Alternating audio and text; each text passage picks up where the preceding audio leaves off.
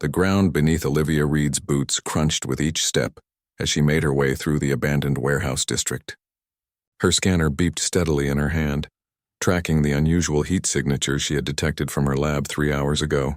The mining colony of Bastion 7 stretched out behind her, a collection of functional buildings and trading posts where dozens of alien species conducted business under neutral flags. She was supposed to be analyzing rock samples from the new drilling site, not chasing mysterious readings in a part of the colony that had been empty for months. The warehouse ahead looked like all the others, gray metal walls, sealed doors and windows covered in dust. But her scanner insisted something warm was inside, something that did not match any known power source or equipment. Olivia checked her communicator once more, then approached the side entrance. The door's lock had been broken recently, the metal still showing fresh scratches. Inside, the warehouse was darker than she expected. Her helmet light cut through the shadows, revealing old shipping containers and forgotten machinery. The heat signature led her deeper into the building, past rows of empty shelves and discarded packing materials. Then she heard it, a soft chirping sound like birds but deeper, more guttural. She rounded a corner and stopped. In the far corner of the warehouse, surrounded by torn fabric and shredded insulation, was a nest. 5 creatures huddled together in the makeshift bed, each one about the size of a large dog. Their scales were deep crimson but dull and flaking. 6 eyes on each face blinked slowly in the beam of her light. Small claws flexed weakly. Along their backs, she could see the beginning bumps of what would become venomous spines. Olivia's breath caught. She knew exactly what she was looking at. Ravagers, apex predators from Crimson Vale, one of the most dangerous death worlds in the known galaxy. And these were babies, abandoned and dying. She activated her communicator immediately. "This is Dr. Reed. I need Security Chief Brunt at Warehouse 17 in the Old District. Urgent." "What's the emergency?" Brunt's deep voice came through, calm as always. "I found Ravager hatchlings. 5 of them. They're alive but barely." Silence on the other end for a long moment. "Then stay where you are. Don't touch anything." "I'm coming with a team." Olivia knelt down slowly, keeping her distance from the nest. The hatchlings watched her with those 6 eyes, too weak to even hiss. She could see their ribs through their scales. One of them, smaller than the others, made a pitiful sound that reminded her of a kitten crying. Brunt arrived 15 minutes later with 3 security officers and Station Administrator Quellen. The Torvian security chief looked like an armored rhinoceros in his protective gear, while Quellen's insectoid body clicked and chittered as she examined the scene from a safe distance. "The smugglers," Brunt said quietly. "We arrested them 3 weeks ago for illegal wildlife trafficking. They never mentioned eggs." Quellen's translator crackled to life. "These creatures are a threat classification 9. They cannot remain on this station. I'm ordering immediate termination." "They're babies," Olivia said, standing up. "They haven't done anything wrong." "They're Ravagers," Quellen responded, her multiple eyes focusing on Olivia. "Do you know how many colonists have died to these creatures? How many ships have been attacked? There is no such thing as a safe Ravager." Olivia looked back at the hatchlings. The small one was trying to crawl closer to its siblings for warmth. "They're starving. Look at them.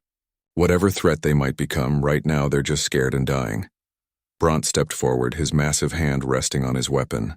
"Dr. Reed, I understand your compassion, but Administrator Quellen is right. No species has ever successfully raised Ravagers in captivity. They always become violent. It's in their nature." "Then let me try," Olivia said. "Give me a chance to stabilize them. If I can't, then you can make that decision. But don't kill them just because you're afraid." Quellen's body shifted, a sign of agitation. "This is highly irregular. The Council will not approve." "The Council doesn't need to know yet," Olivia said. "Give me 72 hours. If they're not responding to treatment, I'll step aside." Brunt and Quellen exchanged looks. The security chief finally nodded. 72 hours. But they stay contained and you take full responsibility." 2 hours later, Olivia had converted a section of her personal quarters at the research station into a makeshift nursery. The hatchlings lay on heated mats, connected to monitoring equipment she had borrowed from the medical bay. None of them had moved much during transport. Their breathing was shallow, their scales cold to the touch despite the warmth. She had spent the last hour searching through every database she could access, looking for information on Ravager biology. The data was limited and mostly filled with warnings. Ravagers were obligate carnivores with complex nutritional needs. They required specific proteins and minerals found only on their homeworld. 3 previous attempts to raise them in captivity had failed, ending with the deaths of handlers and the destruction of research facilities. But humans had successfully domesticated wolves, hadn't they? They had learned to live alongside creatures that could kill them. It required understanding, patience, and respect. Maybe the other species had been missing something. Olivia mixed a protein paste based on the closest approximation she could find to Ravager dietary needs. She added supplements from her own research supplies, hoping to cover the mineral requirements. The paste smelled terrible, but it was the best she could do with 72 hours on the clock. She approached the smallest hatchling first, the one she had mentally started calling Speck because of the unusual dark spot on its snout. Kneeling beside it, she scooped a small amount of paste onto her fingers. "Come on, little one," she whispered. "You need to eat." Speck's 6 eyes opened slowly. The hatchling's nostrils flared, smelling the food. For a moment, nothing happened. Then weakly, a small tongue emerged and licked at the paste on her fingers. Olivia felt her heart race with hope. "That's it, good, more." She fed Speck slowly, letting the hatchling take its time. Then she moved to the others. One by one, she coaxed them to eat. The one with distinctive stripes across its back was more resistant, watching her with suspicious eyes. But eventually hunger won over caution. By the time all 5 had eaten, Olivia's arms were shaking with exhaustion. She sat back against the wall watching them. Already they seemed slightly more alert. The one with patchy coloring on its side had managed to lift its head higher. Her communicator buzzed. A message from Quellen. 48 hours remaining. The council will want a report. Olivia closed her eyes. 72 hours had seemed like enough time. Now it felt impossibly short. She looked at the hatchlings again. Speck had inched closer to her leg, seeking warmth. "We'll figure this out," she said quietly, gently touching the top of Speck's head. The hatchling made a soft sound, not quite a purr, not quite a chirp. "I'm not giving up on you." Outside her window, the lights of Bastion 7 glittered against the darkness of space. Somewhere in those buildings were people who had lost family members to Ravagers, people who would celebrate if these 5 hatchlings died. She couldn't blame them for their fear. Fear made sense. Fear kept people alive. But compassion, Olivia thought as Speck's breathing grew steadier under her hand, compassion could do something better than survival. It could build bridges across impossible distances. It could turn enemies into family. She just had to prove it before time ran out. Olivia's fingers moved quickly across her data pad, comparing chemical compositions while the 5 hatchlings slept in the corner of her quarters. 3 days had passed since she had found them, and the initial 72-hour deadline was approaching fast. The hatchlings were stronger, yes, but not thriving. Their scales remained dull, and they barely moved except to eat the protein paste she prepared every few hours. Something was missing from their diet. Something crucial. A soft knock on her door made her look up. Dren stood in the doorway, his fungal body glowing faintly in the dim light. The Macoran botanist held a sealed container in his root-like appendages. "I heard about your project," Dren said, his voice like rustling leaves. "The whole station is talking. Some want you arrested. Others think you're brave. I think you're desperate and out of options." Olivia managed a tired smile. "That's accurate." Dren placed the container on her desk. "I've been researching Crimson Vale's ecosystem. That planet has unique bioluminescent fungi in its cave systems. Ravagers eat prey that feeds on these fungi. The chemical compounds are essential for their metabolic processes." She opened the container. Inside were several samples of glowing mushrooms pulsing with soft blue light. "Where did you get these?" "I grow them. Hobby of mine, collecting rare fungi from different worlds. This species is from a moon near Crimson Vale. Similar chemical profile." Dren's eyes, which were really just lighter patches in his fungal mass, focused on the hatchlings. "Mix it into their food. The enzymes should help." "Thank you," Olivia said and meant it. After Dren left, she prepared a new batch of food, incorporating the processed fungi. The smell was even worse than before, but when she offered it to Speck, the small hatchling ate eagerly. The others followed, and for the first time she saw their scales beginning to brighten slightly. By that evening, Quellen appeared with Bront and 3 council members. The administrator's insectoid features were unreadable, but her body language suggested she had not come with good news. The 72 hours have expired, Quellen announced. The Council has reviewed your progress reports. While the hatchlings are alive, they remain a significant danger. We have voted to proceed with termination. They're improving, Olivia said, standing between the council members and the sleeping hatchlings. Look at them. They're responding to treatment. A Velen diplomat named Iris stepped forward, her feathers ruffled with concern. Dr. Reed, I understand your attachment, but sentiment cannot override safety. Ravagers have killed thousands across the outer sectors. These creatures will grow into killing machines. It's what they are. It's what they've been, Olivia corrected. Nobody has tried to raise them properly. Every previous attempt treated them like monsters from the start. Fear became a self-fulfilling prophecy. Bront shifted his weight, looking uncomfortable. The people are scared, Dr. Reed. We've had protests outside the research station all day. A Corvin named Gret showed me his scars from a Ravager attack. His entire family died. How do we tell him these creatures deserve to live?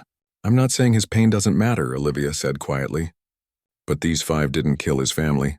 They haven't hurt anyone. They're innocent. Quellen's translator clicked rapidly. Life is not about innocence. It's about probability. The probability of these Ravagers becoming dangerous is extremely high. We cannot risk colony safety for an experiment. 1 more week, Olivia said. Give me 1 more week to show you they can learn. That they can be different. The council members conferred quietly among themselves. Finally, Quellen spoke.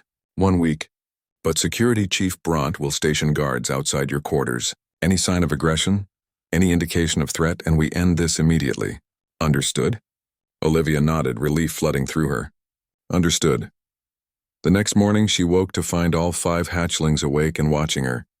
Their eyes were brighter, more alert. The one with distinctive stripes, which she had started calling Stripe, tilted its head as she sat up. The gesture reminded her of a curious dog. Good morning, she said softly, approaching slowly. Let's see how you're feeling. She spent the morning conducting basic health checks. Their heartbeats were stronger. Their reflexes were improving. When she offered food, they ate enthusiastically instead of reluctantly. The one with patchy coloring, Patch, even made a sound that might have been pleasure. Over the next few days, Olivia established a routine. She fed them at regular intervals, maintained their environment, and spent hours simply sitting with them. She talked to them constantly, using a calm and steady voice. She noticed they responded to her tone more than her words. When she spoke gently, they relaxed. When she was firm, they paid attention. Stripe emerged as the natural leader. He always ate first and positioned himself between Olivia and the door whenever someone knocked. Patch was endlessly curious, investigating every object in the quarters with careful sniffs and gentle touches. 2 others, which Olivia named Coil and Ridge based on their scale patterns, were inseparable and spent most of their time playing together. And then there was Speck, the smallest, who followed Olivia everywhere and chirped softly when she moved too far away.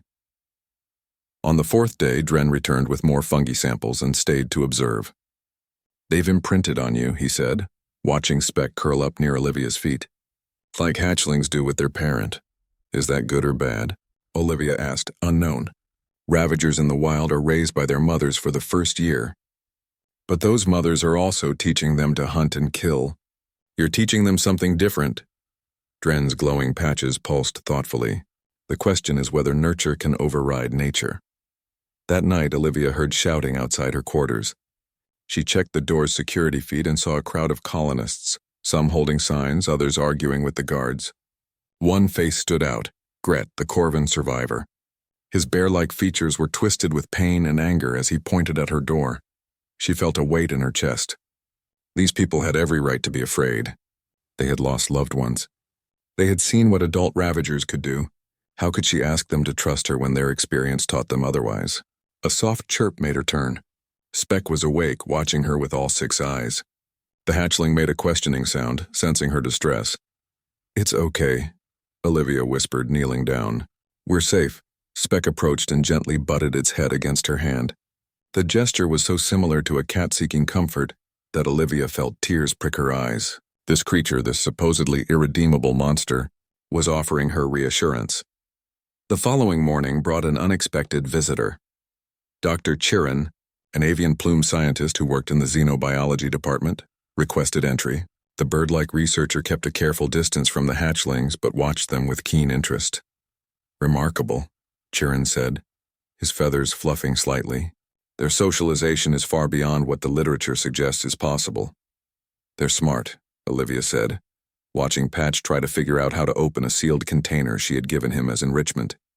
Much smarter than anyone gives them credit for. Intelligence is not the issue, Chiron replied. Ravagers are known to be intelligent. The problem is their aggression. At 6 months of age, they enter a hormonal phase called the frenzy. Every captive Ravager has become uncontrollably violent during this phase. These hatchlings are 4 months old. You have 2 months before they become dangerous. Olivia's hands stilled. 2 months. I'm sorry, Chiron said, and he sounded genuine. I hope you prove everyone wrong. But hope is not a survival strategy. After he left, Olivia sat on the floor while the hatchlings played around her. Stripe had found a piece of fabric and was shaking it like prey. Coil and Ridge were wrestling, their movements becoming more coordinated each day. Patch had successfully opened the container and was proudly showing it to her. Speck dozed against her leg, completely content. 2 months to prevent the inevitable. 2 months to rewrite what everyone knew about Ravagers. The door chimed again.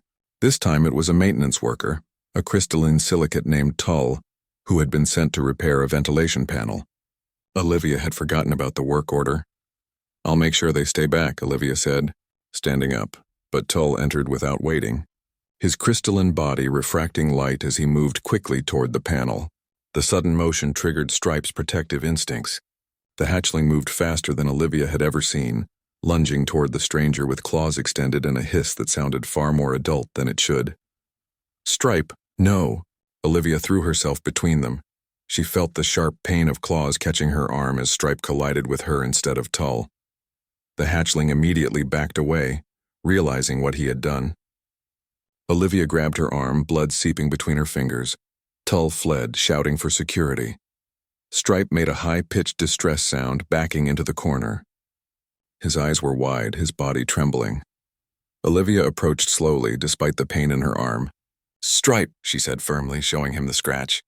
Look what you did. This is not okay. The hatchling made another distress sound and turned away, refusing to look at her. Within minutes, Bront arrived with Quellen and a full security team. The administrator's translator was sharp with anger. This is exactly what we feared. You're injured. The hatchling attacked. He was protecting me, Olivia said, medical foam already sealing her wound. It was instinct, not aggression. The result is the same, Quellen replied. You're hurt. Next time it could be worse. We're ending this now. Please, Olivia said. Look at him. Stripe was still in the corner, refusing to eat, his whole body radiating distress. The other hatchlings had gathered around him, making soft sounds of concern. He knows he did something wrong, Olivia continued. He's upset about it. That's not a mindless predator. That's a thinking being who made a mistake. Bront studied the scene carefully. One more incident and I won't be able to stop the council. Not even one. After they left, Olivia sat near Stripe's corner for hours, not forcing interaction, just being present. As evening fell, the hatchling finally turned around.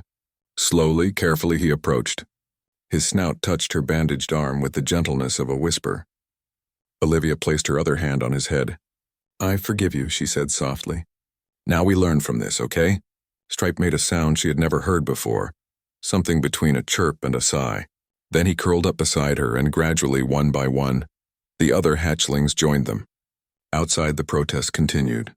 Inside, Olivia held on to hope like a lifeline, knowing that every day brought them closer to the frenzy, and every day required a miracle to keep her family of predators alive. The sound of children laughing drew Olivia to her window. Below, in the observation courtyard that Security Chief Bront had reluctantly approved, a small crowd had gathered. Parents held their younglings up to see through the reinforced glass while the 5 Ravager hatchlings explored their new, larger space. Patch was investigating a climbing structure Dren had built, while Stripe supervised from a raised platform. Coil and Ridge chased each other in circles, their movements becoming more fluid each day. Speck stayed close to the glass, watching the children with curious eyes. 2 months had passed since Olivia found them dying in that warehouse. The hatchlings now stood as tall as her waist, their scales brilliant crimson and gleaming with health. Their claws had grown sharp enough to scratch metal, and the venomous spines along their backs were fully developed. They looked like the apex predators they were born to be, but when a Torvian child pressed her hand against the glass, Speck gently touched his snout to the same spot from his side, making the little girl squeal with delight. "They're beautiful," a voice said behind her. Olivia turned to find Gret standing in her doorway. The Corvin's massive frame filled the entrance, his fur marked with the scars he had shown Bront months ago. She tensed, unsure of his intentions. "May I come in?" Gret asked quietly. She nodded and he entered, moving slowly. His eyes went to the window, watching the hatchlings play. For a long moment he said nothing. "I've been watching them," Gret finally said. "Every day for weeks. At first I came to confirm my hatred, to remind myself why they needed to die." He paused, his voice rough. "But they're not what killed my family, are they? Those were different ravagers, wild ones, starving ones, driven from their territory by mining operations." "I'm sorry for your loss," Olivia said. "I know you are. That's why I came today. To apologize for the protests, for the anger I directed at you. You're trying to break a cycle of violence." He looked at her. "My people have a saying. The cub does not choose its teeth, but it can choose what it bites. You're teaching them to choose." After Gret left, Olivia felt something shift in her chest. Hope, maybe, or just exhaustion from carrying the weight of everyone's fear. She checked her chronometer. Professor Wend would arrive tomorrow, the galactic xenobiologist who had studied the 3 previous failed attempts to domesticate ravagers. The expert who believed euthanasia was the only responsible option. She went down to the courtyard to work with the hatchlings. Over the past weeks, she had developed a training routine based on Earth predator psychology. Clear boundaries, consistent rules, and positive reinforcement. The hatchlings learned quickly that certain behaviors earned rewards while others earned firm corrections. They understood hierarchy, but not through dominance. Through respect. "Stripe, come," she called. The largest hatchling immediately left his perch and trotted over, sitting before her. She rewarded him with a piece of protein treat and affection. Then she worked through commands with each of them. Stay, follow, gentle, stop, they knew them all. But the frenzy was coming. She could feel it in their increased energy, in the way their eyes tracked movement more intensely. 4.5 months old. The clock was ticking. Professor Wend arrived the next day with an entourage of research assistants. The Sci-Fi scientist's multiple tentacles moved constantly, touching equipment, taking notes, examining everything with critical eyes. He watched Olivia work with the hatchlings for an hour before speaking. "Impressive," Wend admitted, his translation device rendering his aquatic language into standard. "Their obedience exceeds my projections, but you understand this changes nothing. The frenzy is biochemical. No amount of training can override hormones." "What happened with the other attempts?" Olivia asked, standing beside him at the observation window. Wend's tentacles stilled, a sign of discomfort. "The first was 30 years ago. A military program thought ravagers could be weapons. When the frenzy began, the hatchlings killed 17 handlers before being neutralized. The second attempt was 15 years ago, a conservation effort. They tried isolation, thinking solitude would reduce aggression. The single hatchling went mad and had to be destroyed. The third was 8 years ago. A research station tried group raising like you're doing. All 4 hatchlings turned on each other and their handlers within hours of the frenzy starting." "What did they have in common?" Olivia asked. "Failure," Wend replied simply. "No, fear. They all approached ravagers expecting violence. They prepared for attack. They maintained distance." She watched Speck playing with a ball, batting it gently with his claws. "I'm not saying I'm not afraid, but I don't treat them like they're already monsters. I treat them like they're becoming something new." Wend's skin changed colors, a Tefa expression she couldn't read. "I hope you're right, but I've studied enough biology to know that hope is not evolution. These creatures have millions of years of predator instinct in their genes. You have 2 months of training." That night, Olivia barely slept. She kept thinking about the handlers who had died, the hatchlings who had been destroyed, the cycle of violence that everyone expected to repeat. When she finally dozed off in her chair in the courtyard, she woke to find all 5 hatchlings sleeping in a protective circle around her. The next week brought changes she hadn't anticipated. Colony children started asking their parents to visit the observation area. Local news networks ran features about the human and her dragons, though Olivia disliked the comparison. Dragons were fantasy. These were real creatures who deserved to be understood, not romanticized. Dr. Chirin began documenting everything for xenological records. If this succeeds, it changes our understanding of nature versus nurture across species. If it fails, he didn't finish the sentence. Dren brought volunteers, carefully selected individuals from different species who wanted to help with socialization. The first was a young Mycoran named Sprout, barely past her own juvenile stage. The hatchlings were cautious at first, but Sprout's calm presence and Dren's familiarity helped them adjust. Within days, they accepted her as part of their extended group. More volunteers followed. A Torvian engineer named Petra, a Threx merchant called Clickwing, even an elderly Velen poet named Sunfeather, who read her verses aloud while the hatchlings listened with surprising attention. They liked the rhythm, Olivia explained to Professor Wend, who watched with scientific fascination. Poetry has patterns like the calls they would hear from their mother in the wild. But not everyone was convinced. The Colony Council held weekly meetings about the Ravager situation. Administrator Quellen had become cautiously supportive, but she faced opposition from safety committees and concerned citizens. Security Chief Bront spent more time managing protests than crimes. Then came the incident that changed everything. Olivia was running the hatchlings through an obstacle course she had designed to challenge their problem-solving skills. Stripe led the way with the others following. They had to work together to unlock barriers using coordination and communication. Patch figured out most of the puzzles while Ridge and Coil provided physical strength. Spec kept everyone calm with his presence. A group of visiting officials from the Galactic Council watched from the observation deck. Among them was a Corvan general who had lost troops to Ravager attacks. His skepticism was obvious. "Parlor tricks," the general muttered loud enough for everyone to hear. "Put them in a stressful situation and watch the training disappear." Professor Wend, to his credit, defended Olivia's work. "The methodology is sound. Stress testing would be premature and dangerous." But the general's comment planted a seed of doubt. What would happen when the hatchlings faced real danger? Real fear? Would they revert to instinct or hold to their training? The answer came sooner than anyone expected. An explosion rocked Bastion 7's western sector during the night cycle. Emergency alarms screamed through the station. Olivia jerked awake in her quarters adjacent to the courtyard, her heart pounding. The hatchlings were all awake, agitated by the noise and the tremors that followed. Her communicator buzzed. Bront's voice was tense. "Mining accident. 12 workers trapped in tunnel collapse. We need all available personnel." "On my way," Olivia responded. She secured the courtyard and ran toward the mining sector. The scene was chaos. Emergency crews worked frantically, but the tunnel structure was unstable. Standard rescue equipment couldn't penetrate deep enough without risking further collapse. "We need precision," a Threx engineer was saying. "Something that can dig through the softer areas while avoiding the support structures."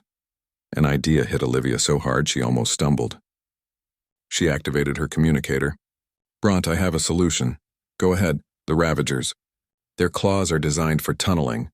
They can sense structural weakness through vibration. Let me bring them." The silence on the other end lasted an eternity. "Then are you insane?" "Probably. But 12 people are dying while we debate. My hatchlings can help."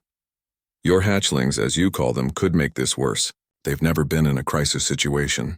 The fear pheromones from the trapped workers alone could trigger aggression. Or they could save lives. Please, Bront, trust me. Trust them." Another long pause. "Then get them here." "But I'm bringing heavy weapons. First sign of a problem and I end this. Understood?" "Understood." Olivia ran back to the courtyard, her mind racing. This was insane. The hatchlings had never been tested like this. But as she entered and saw all 5 waiting, watching her with those intelligent eyes, she knew they could do it. "Okay, family," she said, using the word she had started thinking privately. "We have a job to do. People need help. Can you help them?" Stripe stepped forward first, making a sound that she interpreted as agreement. The others followed. They made an unusual procession through the station. Olivia led the way, with the 5 Ravagers following in a disciplined line. Colonists stopped and stared. Some backed away in fear. Others watched with something that might have been hope. At the disaster site, workers parted as they approached. Olivia could feel the tension, the fear, the doubt. Professor Wend was there, his tentacles coiled tight with anxiety. Gret stood near the tunnel entrance, his expression unreadable. Bront met her with a full tactical team, weapons ready. "This is on you, Dr. Reed." "I know," she said quietly. Then louder to the hatchlings, "Follow me!" "Stay together. gentle. She led them to the collapsed tunnel entrance. The sounds of trapped workers crying for help echoed from deep inside. The hatchling's nostrils flared, smelling fear and blood. Stripe's muscles tensed. This was the moment. This was the test. Olivia placed her hand on Stripe's head. "I need you," she said simply. "They need you. Show them who you really are." Stripe looked at her with all 6 eyes. Then he turned to the tunnel and started digging. Not with wild aggression, but with careful precision. His claws found the unstable sections and avoided the supports. Patch joined him, using his problem-solving skills to determine the best path. Ridge and Coil worked together to clear larger debris. Speck stayed close to Olivia, ready to relay signals to the others. It took 3 hours. 3 hours of careful, coordinated rescue work. The hatchlings dug through collapsed sections, widened passages for rescue crews, and never once showed aggression despite the stress, the noise, and the fear sense surrounding them. When they finally broke through to the trapped workers, several of them screamed at the sight of the Ravagers. But Stripe simply stepped aside, letting the human rescue workers go first. He watched, waiting, as if understanding that his presence was frightening even if his intentions were good. All 12 workers were brought out alive. As the last one emerged, a Torvian woman named Bryn, she stopped. Blood covered half her face and her arm was badly broken. But she looked at Stripe, who had done most of the digging, and slowly extended her good hand. Stripe moved forward and gently touched his snout to her palm. Bryn started crying. "Thank you," she whispered. "Thank you." The crowd that had gathered erupted in shocked murmurs. Professor Wen's tentacles were moving so fast they blurred. Gret was staring, his expression one of wonder. Even Bront lowered his weapon. Olivia felt her legs give out, exhaustion and relief overwhelming her. She sat down hard on the tunnel floor. Immediately, all 5 hatchlings surrounded her, making worried sounds, checking to see if she was hurt. "I'm okay," she told them, laughing and crying at the same time. "You did so well. You all did so well." That night, the protests outside the research station stopped. In their place, people left flowers, food offerings, and small gifts. Children drew pictures of the hatchlings and pressed them against the courtyard glass. The Colony Council held an emergency session and voted unanimously to officially recognize the Ravagers as protected residents of Bastion 7. But Olivia knew this was just one victory. The frenzy was still coming. In less than a month, her family of predators would face their greatest test. And this time, she wasn't sure love and training would be enough. Stripe refused his morning meal for the first time in 4 months. Olivia watched the largest hatchling pace the courtyard, his movements restless and agitated. The food dish sat untouched, though she had prepared his favorite protein blend with the bioluminescent fungi Dren provided. Around him, the other 4 hatchlings were also showing signs of distress. Patch kept attacking the courtyard fence, testing it with increasing force. Coil and Ridge had fought twice already, their play fighting turning genuinely violent before Olivia separated them. Only Speck remained somewhat calm, though even the smallest hatchling stayed pressed against Olivia's leg, whining softly. Professor Wend arrived at noon, carrying a portable medical scanner. His tentacles moved in patterns that Olivia had learned meant anxiety. Behind him walked Dr. Churin and Security Chief Bront, both looking grim. "Hormone levels are elevated across all 5 specimens," Wend announced after running his scans. "The frenzy will begin within 72 hours, possibly sooner. I recommend immediate evacuation of all non-essential personnel from this sector." "I'm not leaving them," Olivia said. "I did not suggest you leave," Wend replied, his translator making his voice sound gentler than usual. "But others should. What happens next will be dangerous." Bront stepped forward, his massive Torvian frame casting a shadow over the courtyard. "The Council has authorized lethal force if the situation becomes uncontrollable. I have teams positioned around this facility." "They won't hurt anyone," Olivia said, but her voice lacked conviction. She had been researching the frenzy for weeks, reading every account, every scientific paper. The biological imperative was overwhelming. Ravager juveniles entered a hormonal state that drove them to establish dominance, to hunt, to kill. It was how they transitioned from dependent hatchlings to independent predators. Every single attempt to contain or control a Ravager during frenzy had ended in death. "I believe you believe that," Churin said quietly, his feathers ruffled with concern. "But biology is not sentimental. Their bodies are changing in ways you cannot stop." As if to prove his point, Stripe suddenly lunged at the courtyard wall, his claws leaving deep gouges in the reinforced metal. His eyes were brighter than normal, almost glowing. The sound he made was not the familiar chirp or purr, but something deeper, more primal. Olivia approached slowly. "Stripe, look at me." The hatchling turned, and for a terrifying moment she did not recognize him. His 6 eyes were unfocused, his body tensed for violence. Then he blinked and awareness returned. He made a confused, distressed sound before retreating to the far corner. "It's beginning," Ben said unnecessarily. That night, Olivia did not sleep. She sat in the courtyard with the hatchlings, watching as the changes accelerated. Their scales seemed to darken and sharpen. Their claws extended and retracted involuntarily. They paced constantly, unable to settle. Even Speck, her constant companion, moved away when she tried to comfort him. At midnight, Administrator Quellen arrived with a delegation from the Galactic Council. The insectoid's multiple eyes reflected the courtyard lights as she addressed Olivia through the observation window. "Dr. Reed, the Council has reviewed all data. We understand you have formed an attachment to these creatures, but we must prioritize colony safety. We are prepared to offer you significant compensation and recognition for your work, but the Ravagers must be humanely euthanized before the frenzy reaches its peak." "No," Olivia said simply. "This is not a request. We have the authority to override your objections. Then you'll have to override me physically because I'm not leaving them." Quellen's body language suggested frustration. "You're a scientist. You know the data. Why are you choosing emotion over evidence?" "Because evidence is past tense," Olivia replied. "These 5 hatchlings have already done things no Ravager has done before. They saved 12 lives in that tunnel collapse. They've learned to trust multiple species. They've chosen compassion over instinct dozens of times. Maybe, just maybe, they can do it one more time." The delegation left without resolving the issue, but Olivia knew the decision had essentially been made. If the hatchlings became violent during the frenzy, they would be killed. If she tried to protect them, she might be killed too. The rational part of her brain said she should walk away. The rest of her refused to abandon her family. The frenzy began at sunset on Thursday. Olivia was preparing their evening meal when Stripe suddenly roared, not the gentle vocalizations she had grown used to, but a sound that shook the courtyard walls and sent her heart racing. Within seconds, all 5 hatchlings were making the same sound, their bodies moving with violent energy. Patch threw himself against the fence repeatedly, each impact leaving larger dents. Ridge and Coil attacked each other with genuine intent to harm, their claws drawing blood. Stripe paced in aggressive patterns, his eyes burning crimson. Even Speck, sweet gentle Speck, snapped at anything that moved. Through the observation window, Olivia could see Bront and his security team taking positions with heavy weapons. Professor Vend was recording everything, his tentacles moving frantically across multiple data pads.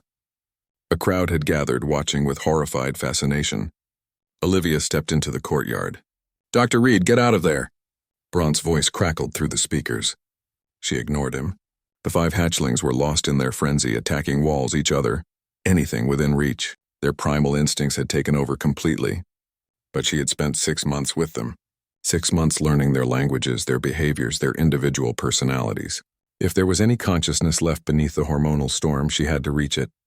"Stripe," she said firmly, walking toward the largest hatchling. "Stop." Stripe whirled toward her voice. His eyes were unfocused, his mouth open to show teeth designed for tearing flesh. He charged. Time seemed to slow. Olivia could hear people screaming through the observation window. She could sense Bront's weapon systems powering up.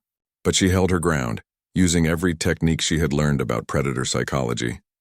No fear, no aggression, just calm authority. "Stripe, stop, see me." The hatchling was 3 meters away. 2 meters. 1 meter. His claws were extended, ready to kill. Then he stopped. His momentum carried him forward until his snout nearly touched her chest, but he stopped. All 6 eyes blinked rapidly, confusion replacing rage. He made a sound, half growl, half whine, as if fighting against his own biology. Olivia slowly raised her hand and placed it on his head. "I know it's hard. I know your body is screaming at you to fight. But you're stronger than your instincts. You always have been." Stripe shuddered, his whole body trembling with the effort of restraint. Then gradually his aggressive posture relaxed. He leaned into her touch, making a sound that was purely distressed. "Good," Olivia whispered. "That's so good, Stripe." Behind him, the other 4 hatchlings were still lost in their frenzy. Patch had managed to tear through part of the fence. Ridge and Coil were still fighting viciously. Speck was attacking shadows driven by instincts he could not understand. Olivia moved among them one by one. With Patch, she had to physically interpose herself between him and the fence, using sharp commands to break through the hormonal haze. With Ridge and Coil, she separated them and forced them to focus on her voice until recognition returned. With Speck, she simply sat down and called to him until the smallest hatchling stopped attacking nothing and came to her, confused and frightened. It took all night. Hours of talking, commanding, soothing, and sometimes just waiting for moments of clarity. The hatchlings would cycle between awareness and frenzy, their biology fighting against their training. Each time they slipped back into rage, Olivia had to bring them back. Each time was harder than the last. By dawn, all 5 hatchlings were exhausted and sleeping in a pile around her. Olivia's voice was hoarse, her body shaking from adrenaline and fatigue. But they had made it through the first night. Professor Vend entered the courtyard slowly, his tentacles barely moving. "I have studied xenobiology for 40 years, he said quietly. "I have never seen anything like that." "It's not over," Olivia replied, her throat raw. "The frenzy lasts days, sometimes weeks." "I know." Vend approached Stripe and carefully took a biological sample. "But you've proven something incredible. The bond between you is stronger than their biochemistry, at least sometimes." Over the next week, the pattern repeated. The hatchlings would slip into frenzy multiple times each day, their bodies demanding violence and dominance. Each time, Olivia had to reach through the hormonal storm and remind them of who they had chosen to become. Not mindless predators, not killing machines, but thinking beings who could choose restraint. It was not always successful. Speck, in a moment of frenzy, bit her leg badly enough to require medical treatment. Coil nearly killed Ridge during one particularly violent episode. Patch managed to break through part of the courtyard wall before Stripe, in a moment of clarity, tackled him to stop the escape. But slowly, gradually, the episodes became shorter. The hatchlings began to recognize the signs of their own hormonal surges and would retreat to corners, waiting for Olivia to help them through it. They learned to redirect their aggression toward objects instead of each other. They developed their own coping mechanisms, like Speck's habit of pressing his head against the wall and making a steady humming sound that seemed to calm him. Security Chief Brunt stopped positioning kill teams after the 10th day. "They're fighting it," he admitted to Olivia during one of his visits.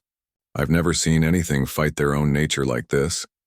"It's not just their nature anymore," Olivia replied, watching Stripe carefully groom Coil after a particularly bad episode. "They've built something else. Something new." Dr. Chirin documented everything, his reports being sent to xenobiologists across the galaxy. The data was unprecedented. Ravagers, the most feared apex predators in known space, were learning emotional regulation during the most violent phase of their development. On the 16th day, something shifted. Stripe woke from sleep and immediately went into frenzy. But instead of attacking, he went to the corner Olivia had designated as the safe space. He stayed there, growling and clawing at the walls, but he stayed contained until the episode passed. When clarity returned, he looked at Olivia with what she could only describe as pride. "You did it," she said, her eyes filling with tears. "You controlled it yourself." One by one, the others learned the same technique. They could not stop the frenzy, but they could choose where to be during it. They could choose to isolate themselves rather than hurt each other or the people they loved. By the end of the 3rd week, the frenzy episodes were rare and manageable. The hatchlings' hormone levels began to stabilize. Their behavior returned to the disciplined, affectionate creatures they had been, but now there was a new maturity in their eyes. They had faced the worst of their own biology and won. Professor Wen published his findings under the title Neuroplasticity and Behavioral Override in Apex Predators, the Bastion 7. Case study. The paper created waves throughout the galactic scientific community. What had seemed impossible was now documented fact. But for Olivia, standing in the courtyard with 5 juvenile ravagers pressed against her, the science mattered less than the truth she had always believed. Nature was not destiny. Environment shaped as much as genetics. And love, patient and fierce and unrelenting, could build bridges across any biological divide. Speck made a soft chirping sound, the first time he had made that happy noise in weeks. Olivia scratched behind his head ridges, feeling the hardened spines that could kill with a scratch but choosing only to be gentle. "We made it," she whispered to all of them. "We really made it." Outside the courtyard, Bastion 7 was changing. The success of the Ravagers had sparked conversations across the colony. If these creatures could overcome their most violent instincts, what did that mean for other species considered too dangerous? What did it mean for how the galaxy understood predator and prey? But those were questions for another day. For now, Olivia just sat with her family, grateful for the miracle of their survival and the future they had fought so hard to build. 3 months after the frenzy ended, Olivia watched her 5 Ravagers demonstrate coordinated problem-solving for a delegation of xenobiologists from 14 different worlds. Stripe led the exercise, directing Patch to manipulate a complex lock mechanism, while Ridge and Coil moved weighted objects into specific positions. Spec served as the coordinator, chirping signals between team members. The entire sequence required communication, planning, and patience. When they completed the puzzle, the Ravagers looked to Olivia for approval before celebrating among themselves. The visiting scientists made sounds of amazement in their respective languages. A Threx researcher named Mandible clicked rapidly, her translator struggling to keep up with her excitement. "The cognitive function is extraordinary. They're not just following commands. They're thinking ahead, adapting strategy in real time." "They always could," Olivia said, scratching Spec behind his head ridges. Everyone was too afraid to see it. Professor Vend, who had become a permanent fixture at the facility, added his own observations. "The Bastion 7 case has revolutionized our understanding of behavioral plasticity in apex predators. The Galactic Council is now reviewing threat classifications for 17 other species." Administrator Quellen approached Olivia after the demonstration ended. The insectoid's body language had changed over the months, losing much of its tension. "The Council has made a decision. They want to establish an official research program here, the Apex Predator Rehabilitation Center. You would be the director." "What does that mean exactly?" Olivia asked, watching Coil and Ridge play wrestle under Stripe's supervision. "Other dangerous species would be brought here. Juveniles that have been orphaned, confiscated from illegal traders, or born in captivity with no safe place to go. You would apply your methods to see if the results can be replicated." Quellen's eyes focused on Olivia. "This could change how the galaxy approaches conservation and coexistence." Olivia felt the weight of the offer. It was everything she had hoped to prove, but it was also an enormous responsibility. "I'll need a team, and resources, and time to develop protocols for each species." "Granted," Quellen said immediately. "The Council has allocated significant funding. They've seen what you accomplished. They want more of it." The first new arrival came 2 weeks later. A pair of razor-winged chicks confiscated from a smuggling operation. The bird-like predators were native to a high-gravity world and possessed talons that could cut through ship hull. They were also terrified, malnourished, and aggressive. Olivia approached their containment area slowly, letting them see her clearly. The Ravagers watched from their courtyard, curious about the new creatures. Stripe made a low sound, not threatening, almost questioning. "We're going to help them," Olivia told her original 5. "Just like someone helped you." The process with the Razor Wings was different from working with Ravagers. They required different environmental conditions, different food, and different social structures, but the fundamental principles remained the same: patience, consistency, respect. Over weeks, the chicks began to respond. They learned to eat from Olivia's hand. They stopped attacking the walls of their enclosure. Slowly, they began to trust. Dren provided specialized perches and environmental enrichment. Dr. Chirin documented every detail. And surprisingly, the Ravagers became helpers. Spec especially seemed to understand that the Razor Wings were frightened. He would sit near their enclosure, making soft sounds that somehow calmed them. More arrivals followed. A young Venom Claw, a predator from a toxic swamp world. A pair of Bone Crushers, massive creatures whose jaws could snap metal. Each required unique approaches, but each responded to the same basic truth that Olivia had learned. Fear breeds violence, but understanding breeds cooperation. The facility expanded rapidly. New habitats were constructed. More staff were hired from across the galaxy. Gret, the Corvin survivor, became one of the most valuable team members. His experience with loss gave him insight into helping traumatized creatures heal. 6 months into the new program, disaster struck. A transport ship carrying a captured adult Ravager lost containment in the sector near Bastion 7. The prisoner, an adult male named Scythe according to the manifest, had been captured after attacking a mining operation. Scythe was enormous, scarred, and had killed 12 beings before his capture. The ship's emergency beacon reported that Scythe had broken free and killed the crew. The ship was now on automatic course toward the nearest station. Bastion 7.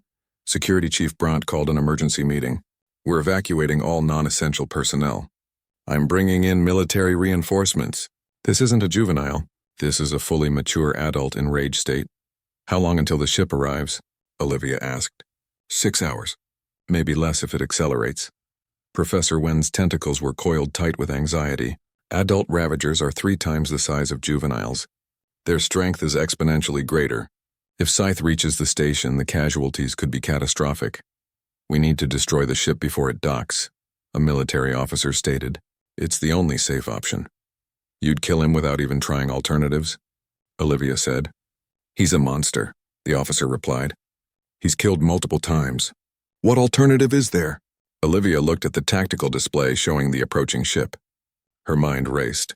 Let me try to talk to him. The room erupted in objections. Quellen's translator couldn't keep up with the competing voices. Finally, Brandt raised his hand for silence. Explain, he said simply. Scythe was captured near a mining operation. Mining operations displace predators from their territories. He was probably defending his hunting grounds or his family. Adult Ravagers are intelligent. If he can be made to understand that there's no threat here, he might stand down. Or he might kill everyone, the military officer said.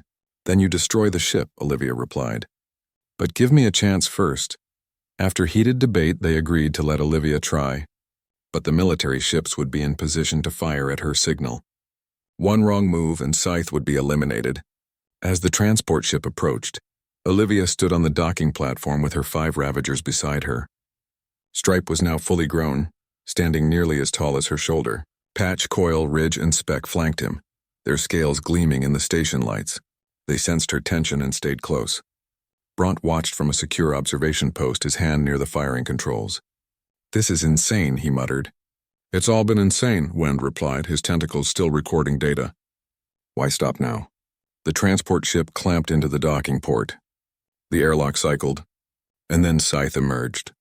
He was massive, easily twice the size of Stripe, with scales darkened by age and scarred by countless battles. His 6 eyes glowed with rage and pain.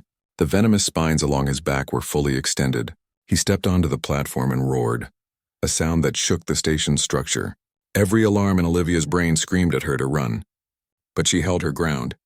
Beside her, Stripe stepped forward, placing himself between Olivia and Scythe. Not attacking, just standing. The other 4 took positions in a protective formation. Scythe noticed them and paused. His eyes focused on the 5 young Ravagers studying them. They were small compared to him, barely adolescent. But they stood together, disciplined and calm. Scythe, Olivia said, her voice carrying across the platform. We're not your enemies. The adult Ravager's attention shifted to her. A human, standing with young Ravagers. The cognitive dissonance seemed to confuse him. Stripe made a sound. Not aggressive, not submissive. A communication call that Ravagers used in the wild to indicate territory boundaries and peaceful intent. Scythe's head tilted, processing this unexpected behavior. Slowly, carefully, Speck moved forward. The smallest of the 5 approached the massive adult, making a sound Olivia had only heard him make once before, during the frenzy when he needed comfort. A sound of distress, of needing help. Scythe's aggressive posture shifted slightly, his spines lowered by a fraction. He made a rumbling sound and Speck responded. They were communicating in a language Olivia could only partially understand. What's happening? Brandt's voice crackled in her earpiece. I think Speck is explaining, Olivia whispered. Explaining what happened to them, what they've learned. The conversation continued for several minutes. Other sounds joined. Patch added something. Then Ridge, Coil. Finally, Stripe, who spoke with the authority of the group's leader. Scythe listened to all of them, his body language gradually relaxing from combat readiness to wary attention. Then Scythe's eyes returned to Olivia. He took a step forward. Every weapon on the station locked onto him. But Olivia raised her hand, signaling them to hold. I didn't kill your family, she said quietly. I didn't destroy your home. But other humans did, I know. Other humans hurt you. I can't fix that. But I can show you something different. Scythe took another step. He was close enough now that Olivia could feel the heat radiating from his massive body. Close enough that one swipe of his claws would end her life. She slowly extended her hand, palm up. A gesture of peace. Scythe's eyes studied her hand. Then her face. Then the 5 young ravagers who stood ready to defend her but showed no aggression toward him. The adult predator was seeing something that shouldn't exist. Prey and predator coexisting. Young ravagers who had chosen cooperation over violence. A human who faced him without weapons or fear. Gradually, impossibly, Scythe's head lowered. His snout touched her palm, gentle as a whisper. The platform was silent except for the hum of station systems. Then Scythe stepped back and moved toward the 5 young ravagers. He circled them slowly, examining them from every angle. They remained still, respectful, waiting. Finally, Scythe settled near the platform's edge. He did not attack. He did not rage. He simply watched.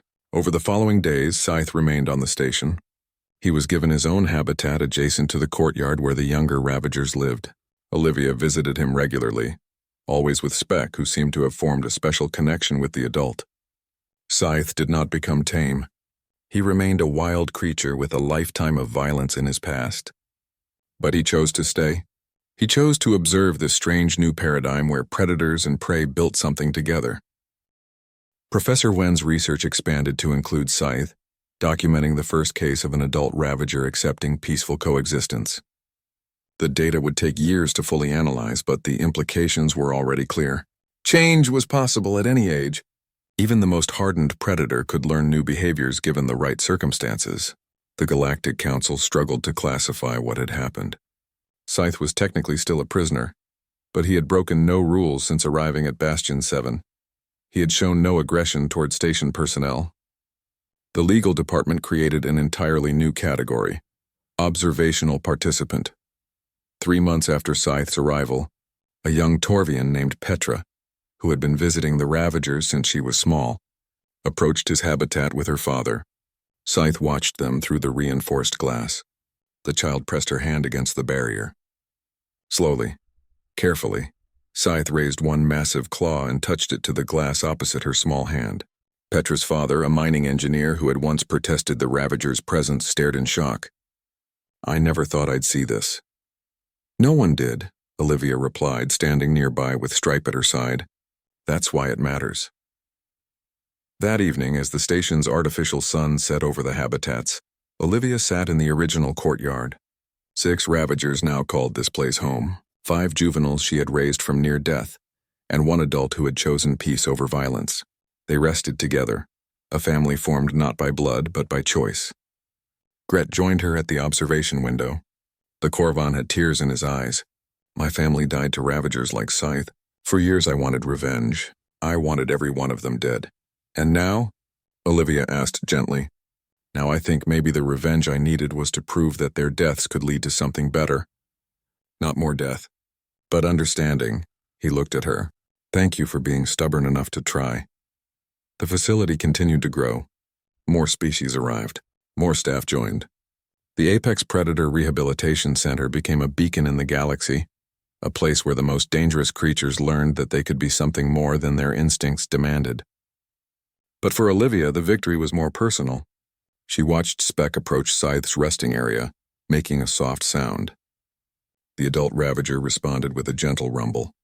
Elder and young, teacher and student, predator and family, she had stepped forward when no one else would. She had seen potential where others saw only threat, and in doing so she had not just saved 5 lives. She had started a revolution in how an entire galaxy understood coexistence, fear, and the transformative power of refusing to accept that violence was inevitable. The work was far from over. But for now, in this moment, watching 6 Ravagers rest together in peace, Olivia allowed herself to believe that impossible. Things were just things that hadn't happened yet. The first interspecies Predator Symposium brought representatives from 47 worlds to Bastion 7. Olivia stood in the main conference hall watching delegates file in. Some looked curious, others skeptical. A few appeared openly hostile. She recognized several faces from news reports. scientists who had written papers declaring apex predator rehabilitation impossible, politicians who had pushed for extermination policies, and survivors of predator attacks who carried both physical and emotional scars. In the observation gallery above the hall, 6 ravagers watched the proceedings. Stripe, Patch, Coil, Ridge, and Speck had grown into magnificent adults, their crimson scales gleaming with health. Beside them sat Scythe, the elder presence who had become both guardian and teacher to the younger generation. They could not participate directly in the discussions, but their presence spoke louder than any words. Administrator Quellen opened the symposium with a speech about transformation and possibility. Professor Wen presented the scientific data collected over 18 months of research. The numbers were impressive, but Olivia knew numbers alone would not change minds. People needed to see beyond statistics and fear. When her turn came to speak, Olivia walked to the center stage. Behind her, holographic displays showed images of the Ravager's journey. From dying hatchlings in a warehouse to disciplined rescue workers, from frenzy-driven adolescents to thoughtful adults who had learned emotional regulation. "I'm not here to tell you that apex predators aren't dangerous," Olivia began. "They are. That's what makes them apex predators. But dangerous is not the same as irredeemable. I'm here to tell you that humans learned this lesson thousands of years ago, and the galaxy is ready to learn it now." She touched a control, and the holographic display showed ancient Earth. "My ancestors lived alongside wolves, creatures that could kill them, creatures that competed for the same prey. And somewhere in our history, instead of choosing endless war, humans offered those wolves a different option. Partnership. It took generations. It took patience. It took humans dying and wolves dying. But eventually we created dogs. Not slaves, not weapons, companions. A Threx delegate raised a claw. But those were primitive times. Primitive creatures. Ravagers are intelligent apex predators from a death world. The comparison is false." "The comparison is exact," Olivia replied. "Intelligence makes it easier, not harder. Because intelligence means choice. Everything we've learned here proves that predators can choose how they respond to the world. Yes, their instincts are powerful, but so is their capacity to learn." She gestured to the observation gallery. "Those 6 Ravagers have been on this station for 2 years. In that time, they've had countless opportunities to hurt people. The station has over 3,000 residents now. Children play near their habitats. Workers pass their courtyards daily. And in 2 years, the only injuries have been accidents during training, immediately followed by visible distress from the Ravagers themselves." Dr. Chirin, the avian scientist who had documented everything, stood to add his voice. "The behavioral data shows decision-making processes that mirror sentient species. They demonstrate empathy, self-regulation, and abstract thinking. They are not mindless killers. They are thinking beings who have been given the environment to develop beyond their base programming." A Velen survivor named Iris, who had lost her family to a razor-wing attack, spoke next. Her voice was tight with emotion. "What about justice? What about the families destroyed by these creatures? Do we just forgive and forget?" Olivia met her eyes. "No, we remember and we learn. But we also recognize that killing juveniles for the crimes of adults is not justice. It's revenge. And revenge doesn't stop the cycle. It just continues it." Gret stood from his seat in the audience. The Corvin scars were visible even across the hall. "I lost my entire family to Ravagers, my mate, my cubs, everything." His voice broke slightly. "I came here 2 years ago wanting these hatchlings dead. I thought it would give me peace. But Dr. Reed showed me something I didn't expect. Those Ravagers learned to be different, and in watching them I learned to be different too. My family's deaths will always hurt, but now that pain creates life instead of more death." The hall was silent. Iris sat down slowly, tears visible on her feathered face. Over the next 3 days, the symposium attendees toured the facility. They watched training sessions. They observed social interactions between predators and staff. They saw Speck carefully take food from the hands of a nervous Mycoran volunteer. They watched Stripe demonstrate complex problem-solving that required cooperation with Patch and Ridge. They observed Scythe, the once violent prisoner, resting peacefully while Torvian children drew his picture from behind protective glass. On the final day, representatives from the Galactic Council announced their decision. 17 species previously classified as eliminate on sight would be reclassified as rehabilitation candidates. Funding would be allocated to establish similar facilities on 5 other stations. Research into predator psychology would receive official support, but it was the personal moments that meant more to Olivia than any official pronouncement. Athrek's mother asked if her daughter, who was terrified of all predators after a traumatic experience, could meet the Ravagers. The child approached Speck's habitat, shaking with fear. Speck sensed her distress and laid down, making himself as small and non-threatening as possible. He made soft sounds until the child stopped shaking. Then slowly she placed her hand on the glass. Speck matched her gesture from the other side. "Not scary," the child whispered. "Nice dragon," her mother cried, thanking Olivia repeatedly. She hasn't slept properly in months. She had nightmares every night, but now she's smiling. An elderly Sci-Fi scientist named Flo, who had studied predator-prey dynamics for 50 years, spent an entire day just watching the Ravagers. As the sun set, he approached Olivia with his tentacles moving in patterns of respect. "I spent my life believing that nature was fixed," Flo said quietly. "That predators would always be predators and prey would always be prey. You've proven me wrong, and I'm grateful for it." 3 months after the symposium, a message arrived from a remote research station. A clutch of void serpent eggs had been discovered in a derelict ship.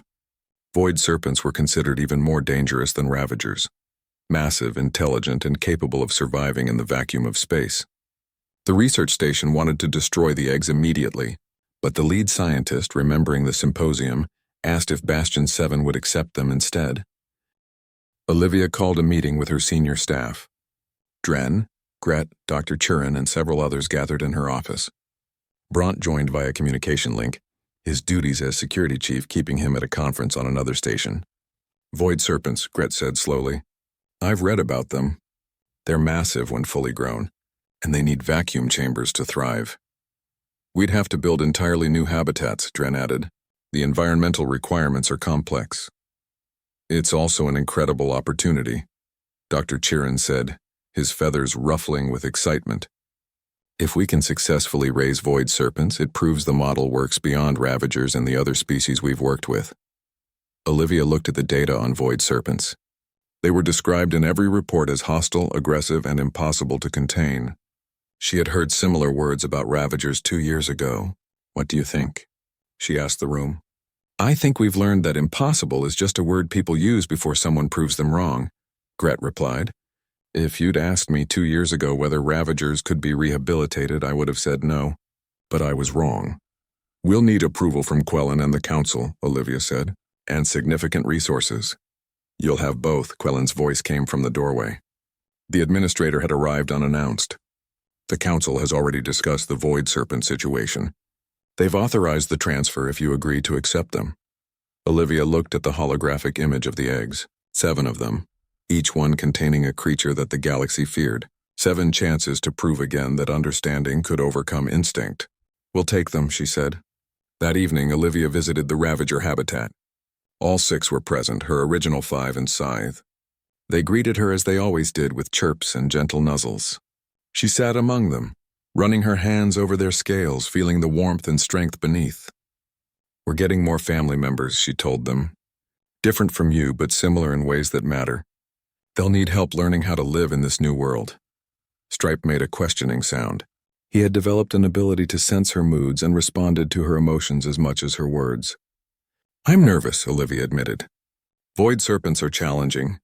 They might not respond the way you did. But I have to try, because if I don't, they'll die, and I can't let fear make that decision." Speck, who had remained her constant companion through everything, pressed close to her side. The gesture said more than any words could. "We're with you. We'll help." 6 months later, Bastion 7 had changed again.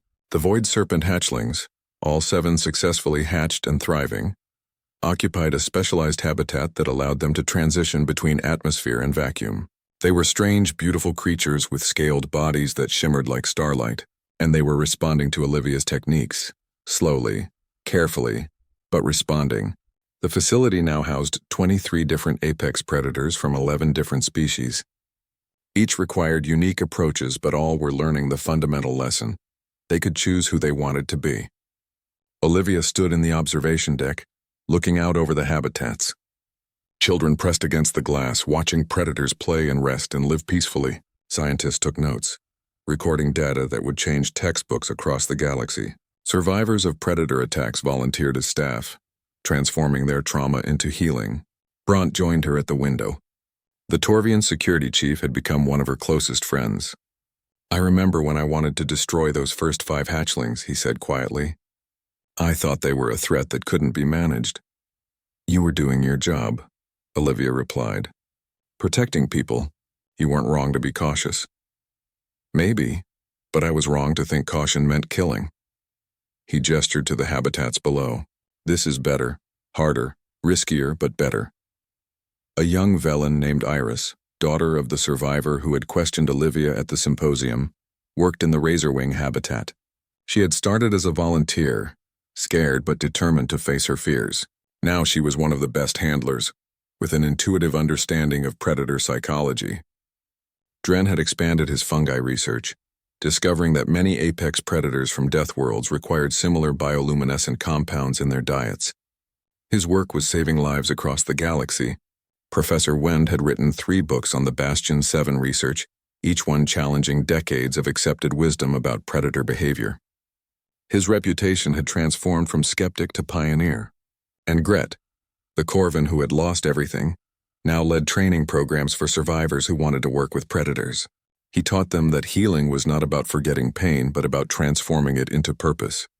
1 year after the symposium, the Galactic Council officially designated the approach developed at Bastion 7 as the Reed Protocol. Facilities across the galaxy began implementing similar programs. The classification "Eliminate on-site" was retired completely, replaced with "Rehabilitation required." But for Olivia, the real measure of success was not in policies or publications. It was in moments like the one happening in the Ravager courtyard below. A Torvian child, no more than 5 years old, had been given special permission to interact with Spec under close supervision. The child was scared, holding her father's hand tightly, but Spec laid down, making himself small, and waited patiently. Slowly the child approached. She reached out a trembling hand. Spec gently touched his snout to her palm. The child laughed, a sound of pure joy. "Soft," she said. "Nice dragon." Her father, the same mining engineer who had protested 2 years ago, nodded slowly. "Yes, sweetheart. Nice dragon."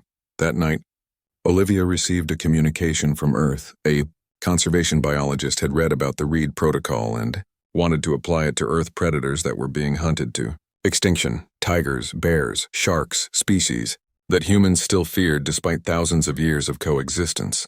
"It's funny," Olivia said to Stripe, who was resting beside her desk.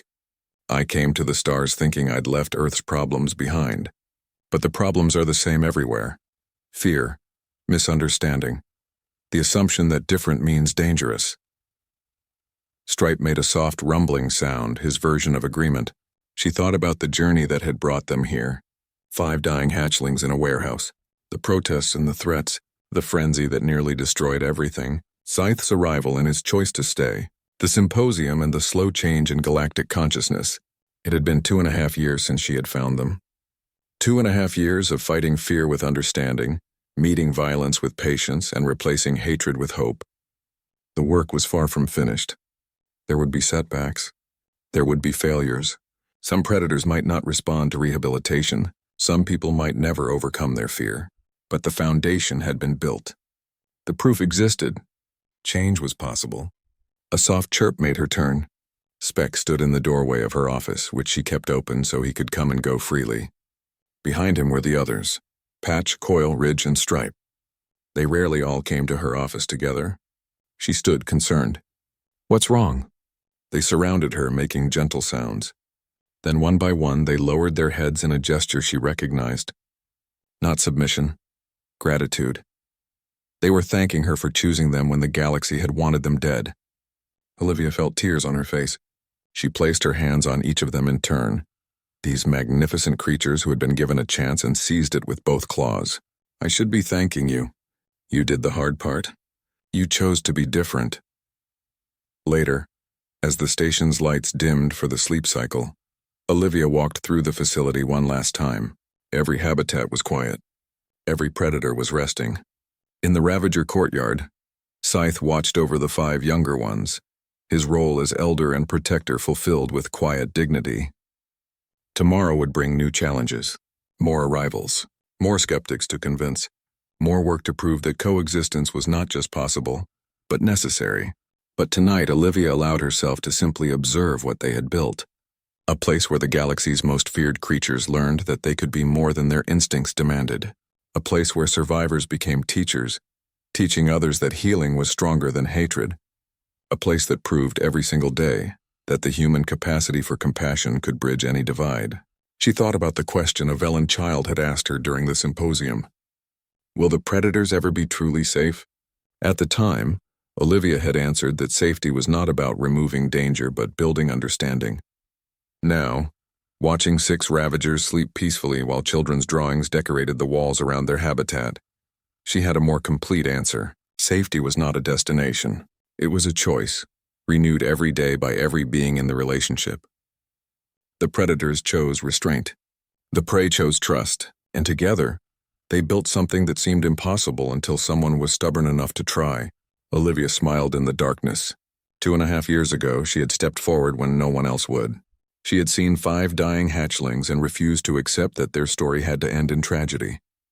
That decision, that single moment of choosing compassion over fear, had changed a galaxy.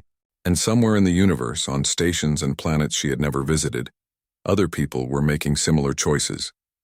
Choosing to see beyond fear, choosing to believe that different did not mean dangerous, choosing to build bridges instead of walls. The work was far from over. But for now, in this moment, Olivia Reed stood in a facility full of apex predators and felt completely safe. Not because the predators were not dangerous, but because danger and safety were not opposites. Understanding was the bridge between them. And understanding, patient and fierce and unrelenting, could transform a galaxy one choice at a time. She touched the communication panel on the wall, recording a message for the research station that had asked about the void serpent eggs. "Send them. We're ready." Then she went to sleep, dreaming of a future where children from every species in the galaxy could place their hands against the glass and see not monsters, but family. Where predators could be themselves without being feared. Where the label apex meant respected, not eliminated. It was a dream worth fighting for. And Olivia Reed, surrounded by 6 ravagers who had proven that impossible things were just things that hadn't happened yet, knew they were going to make it real.